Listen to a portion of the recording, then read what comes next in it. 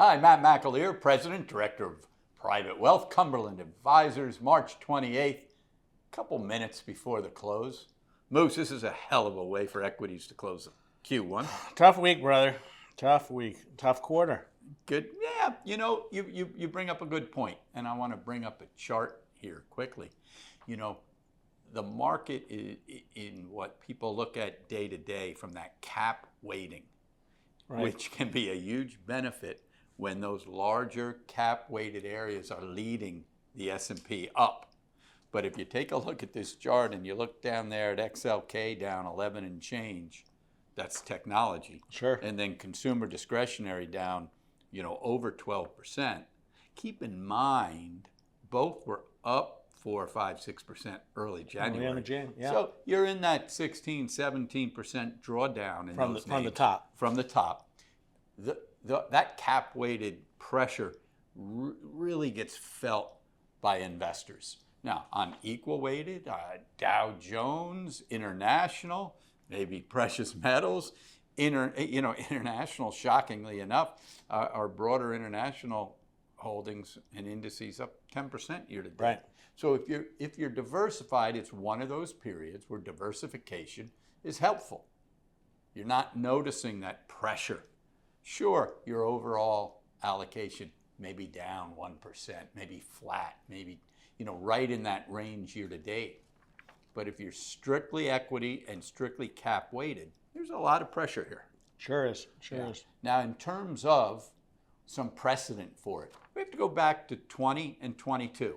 Remember, 20 was COVID, Right. Q1. You had consumer discretionary down almost 20%. You had technology down 11% in the form of XLK. In 22, with the Fed raising rates and really being hawkish. And a brutal end of the year. Yeah, you had technology down, 9, 10% in Q1 and discretionary down hard.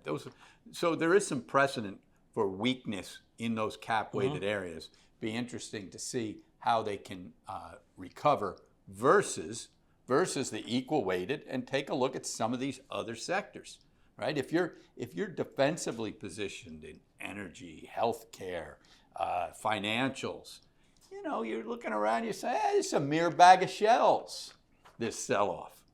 But again, positioning means everything. We talk about that constantly. So I feel like we've weathered this pullback. On the equity side, we have a nice dose of diversification, a nice dose of equal weighting, and some defensive sectors. So between our U.S. ETF and our U.S. core, we'll fight through this battle. We've been there before. Clients for the last 20, 25, 30 years been through this a dozen times. In terms of tactical, when we look at the largest positions in tactical trend, you're looking at an almost 20% Treasury bill position. Right. You're looking at a 13, 14% Berkshire Hathaway position, which on Wednesday, Thursday was making all-time highs. Again, weather the storm. Fight that storm, have some capital to put to work, and we'll get through it. Now, the recipient of some of this fear in the equity market is bonds.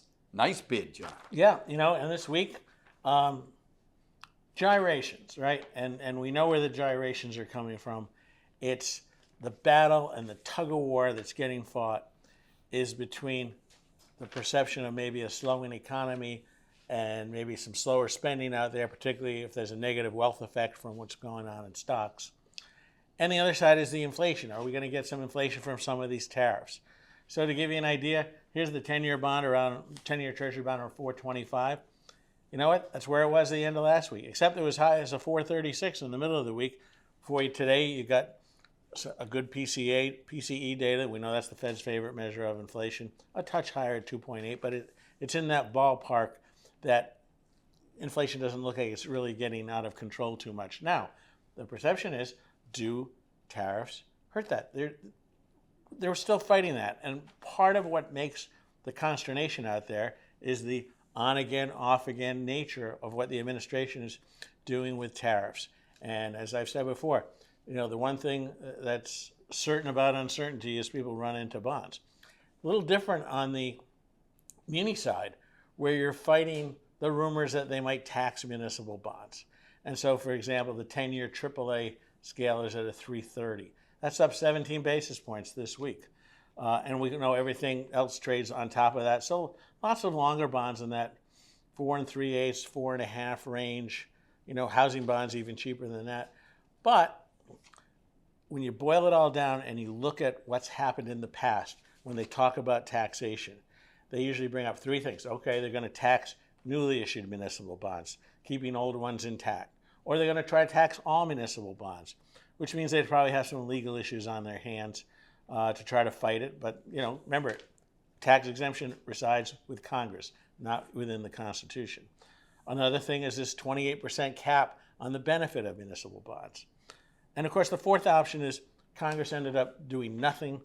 Our opinion is that if you see what's going on in the administration with the laying off of federal workers and also taking what are essentially functions that the federal government has done and passing them back to the states, our view is it's really hard to do that and then tell the states that they have to finance this stuff and they can't enjoy the advantageous rate they would get using municipal finance. Right. So, it's betting on Congress to do nothing. It sounds like a fallback position, but you're backed up by history. Yeah, no doubt. In terms of what we're looking to do within the equity portion of the portfolios, remember, last Thursday, Friday, really the last couple of Fridays, we saw a little bid to the market. I had mentioned last week that even semis, the momentum had started to wane, the downside momentum. That didn't hold. We got plenty of selling back in semis. That's going to be an interesting area because there's two real trains of thought on sell-offs. Right. And you've heard me often mention that I like to see what's selling off the least. Right. Where is their stickiness? What's really digging in? Because you want to go to those areas for a recovery. But you don't want to do that with your entire bankroll because there is quite a bit of money that can be made on oversold areas, regardless of how weak they are from a relative strength standpoint.